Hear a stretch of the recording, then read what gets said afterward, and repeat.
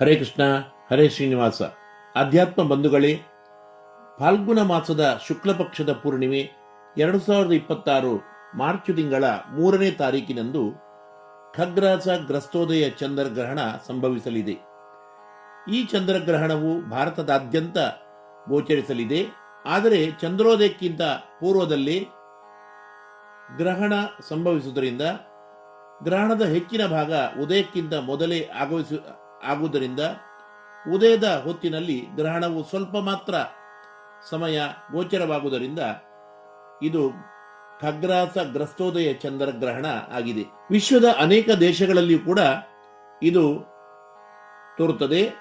ಭಾರತದಲ್ಲಿ ಎಲ್ಲಾ ರೀತಿಯ ಗ್ರಹಣ, ಸೂತಕಾಚರಣೆ, ಜಪ, ತಪ ಅನುಷ್ಠಾನಗಳನ್ನು ಈ ಸಂದರ್ಭದಲ್ಲಿ ಎಲ್ಲರೂ ಕೂಡ ಅವಶ್ಯವಾಗಿ ನಡೆಸಬೇಕು. ಈ ಚಂದ್ರಗ್ರಹಣದ ಆಚರಣೆಯನ್ನು ಹೇಗೆ ನಡೆಸಬೇಕು, ಸೂತಕಾಚರಣೆಯ ನಿಯಮ ಹೇಗೆ, ಗರ್ಭಿಣಿ ಸ್ತ್ರೀಯರ ಆಚರಣೆಗಳೇನು, ಯಾವ ರೀತಿಯ ಅತ್ಯಂತ ಸರಳವಾದ ಜಪ ಅನುಷ್ಠಾನಗಳನ್ನು, ದಾನ ಧರ್ಮಗಳನ್ನು ನಾವೆಲ್ಲರೂ ನಡೆಸಬಹುದು. ಗ್ರಹಣವು ಯಾವ ನಕ್ಷತ್ರ ರಾಶಿಯಲ್ಲಿ ಸಂಭವಿಸಲಿದೆ, ಯಾವ ಯಾವ ರಾಶಿಯವರಿಗೆ ಚಂದ್ರಗ್ರಹಣದಿಂದ ಅನಿಷ್ಟ ಸೂಚನೆ ಇದೆ, ಅನಿಷ್ಟ ಸೂಚನೆ ಇರುವ ರಾಶಿಗಳವರು ಮುಖ್ಯವಾಗಿ ಯಾವ ರೀತಿಯ ಧಾರ್ಮಿಕ ಆಚರಣೆಗಳನ್ನು ನಡೆಸಬೇಕು ಎಂಬ ಎಲ್ಲ ರೀತಿಯ ಮಾರ್ಚ್ 3ರ ಚಂದ್ರಗ್ರಹಣದ ಬಗೆಗಿನ ವಿಚಾರಗಳನ್ನು ಈ ಸಂದೇಶದಲ್ಲಿ ತಿಳಿದುಕೊಳ್ಳೋಣ. ಬಂಧುಗಳೇ, ತಾವು ಇಲ್ಲಿಯವರೆಗೆ ನನ್ನ ವಿಶ್ವನಾಥ್ ಭಟ್ ಎಂಬ ಯೂಟ್ಯೂಬ್ ಚಾನಲ್ಗೆ ಸಬ್ಸ್ಕ್ರೈಬ್ ಆಗಿರುತ್ತದೆ ಆಗಿ, ಉತ್ತಮವಾಗಿದ್ದರೆ ಲೈಕ್ ಮಾಡಿ, ನಿಮ್ಮೆಲ್ಲ ಬಂಧು ಮಿತ್ರರಿಗೆ ಶೇರ್ ಮಾಡಿ, ನಿಮ್ಮ ಪ್ರಶ್ನೆ ಮೆಚ್ಚುಗೆ ಸಂದೇಹಗಳನ್ನು ಕಮೆಂಟ್ ಮೂಲಕ ನಮಗೆ ತಿಳಿಸಿ. ವೀಕ್ಷಕರೇ, ಸೂರ್ಯಗ್ರಹಣ, ಚಂದ್ರಗ್ರಹಣಗಳಿಗೆ ವೈಜ್ಞಾನಿಕವಾಗಿಯೂ ಶಾಸ್ತ್ರೀಯವಾಗಿಯೂ ವಿಶೇಷವಾದ ಮಹತ್ವ ಇದ್ದು, ವೈಜ್ಞಾನಿಕವಾಗಿ ಇದು ಒಂದು ಖಗೋಳೀಯ ಘಟನೆ ಆಗಿದ್ದರೂ ಶಾಸ್ತ್ರೀಯವಾಗಿ, ಆಧ್ಯಾತ್ಮಿಕವಾಗಿ ಇದರಿಂದ ಪೂರ್ಣ ಪೃಥ್ವಿಯ ಮೇಲೆ ಸಸ್ಯ ರಾಶಿ ಹಾಗೆ ಚೇತನಾತ್ಮಕವಾದ ಎಲ್ಲ ಪ್ರಾಣಿ ಪ್ರಪಂಚದ ಮೇಲೆ ವಿಶೇಷವಾಗಿ ಪರಿಣಾಮಗಳು ಬೀರುತ್ತವೆ. ಚಂದ್ರಗ್ರಹಣ ಆಗಲಿ ಸೂರ್ಯಗ್ರಹಣ ಆಗಲಿ ಗ್ರಹಣ ಹಿಡಿಯುವ ಪೂರ್ಣ ಕಾಲ, ಹಾಗೆಯೇ ಗ್ರಹಣ ಆರಂಭಕ್ಕಿಂತ ಕಡಿಮೆ ಪಕ್ಷ 4 ರಿಂದ 6 ಗಂಟೆ ಮೊದಲು ಸೂತಕ ಕಾಲ ಎಂಬುದಾಗಿ ಶಾಸ್ತ್ರದಲ್ಲಿ ನಿರ್ಧಾರ ಮಾಡಲಾಗಿದ್ದು, ಈ ಸೂತಕ ಕಾಲದಲ್ಲಿ ಜಪ ತಪ ಅನುಷ್ಠಾನಗಳಿಗೆ ವಿಶೇಷವಾದ ಮಹತ್ವ ಇದೆ.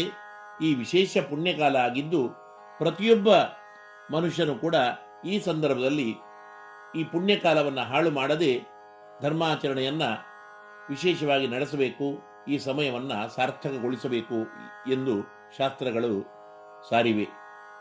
2026 ಮಾರ್ಚ್ 3ರಂದು ನಡೆಯುವ ಈ ಖಗ್ರಾಸ ಗ್ರಸ್ತೋದಯ ಚಂದ್ರಗ್ರಹಣವು ಅಪರಾಹ್ನ ಅಂದರೆ ಸಂಜೆಯ ಹೊತ್ತಿನಲ್ಲಿ 3 ಗಂಟೆ 19 ನಿಮಿಷಕ್ಕೆ ಆರಂಭವಾಗಿ ಪೂರ್ವ ಫಲ್ಗುನಿ ನಕ್ಷತ್ರದಲ್ಲಿ ಚಂದ್ರನಿಗೆ ಕೇತುಗ್ರಹಣ ಆರಂಭವಾಗಿ 6 ಗಂಟೆ 48 ನಿಮಿಷಕ್ಕೆ ಮುಗಿಯುತ್ತದೆ.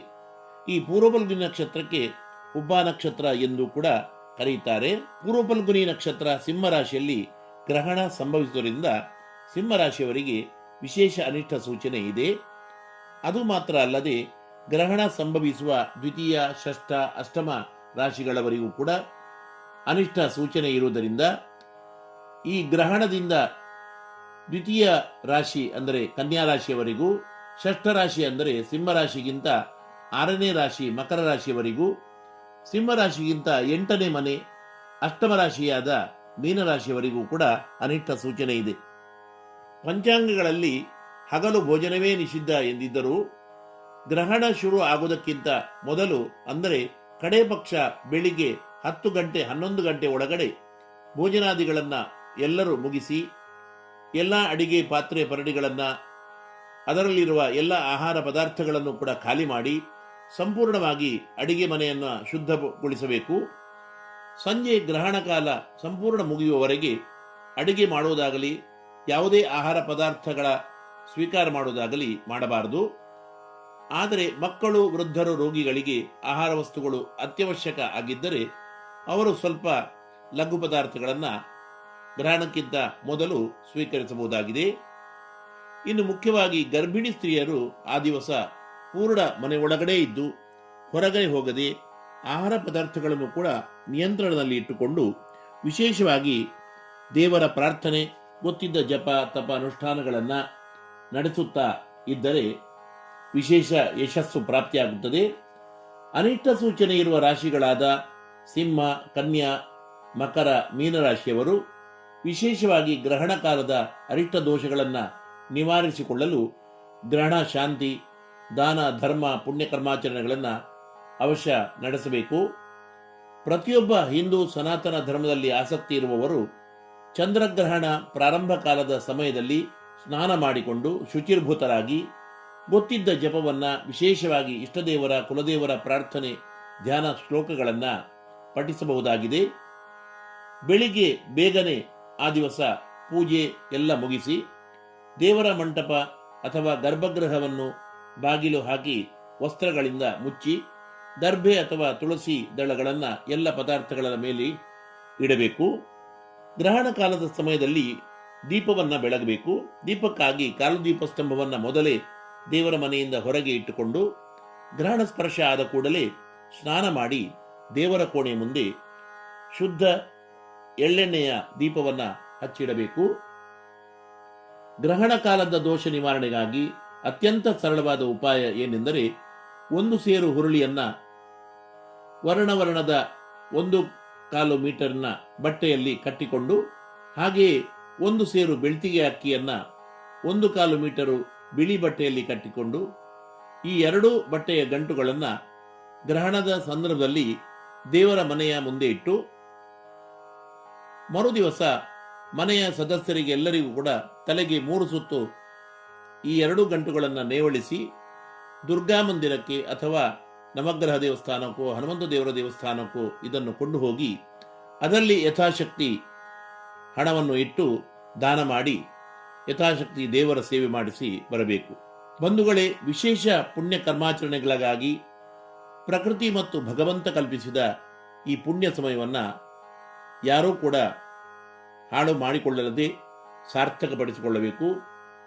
ಚಂದ್ರದೇವರ ಮಂತ್ರವಾದ ದಧಿಶಂಕ ತುಷಾರಭಂ ಶಿರೋದರ್ಣವ ಸನ್ನಿಭಂ ನಮಾಮಿ ಶಶಿನಂ ಭಕ್ತ್ಯ ಶಂಭೋರ್ ಮುಕುಟಭೂಷಣಂ ಎಂಬ ಶ್ಲೋಕ ಮಂತ್ರವನ್ನು 12 ಸಲ, 28 ಸಲ ಅಥವಾ 54 ಸಲ ಅಥವಾ 108 ಸಲ ವಿಶೇಷವಾಗಿ ಜಪಿಸಬಹುದಾಗಿದೆ.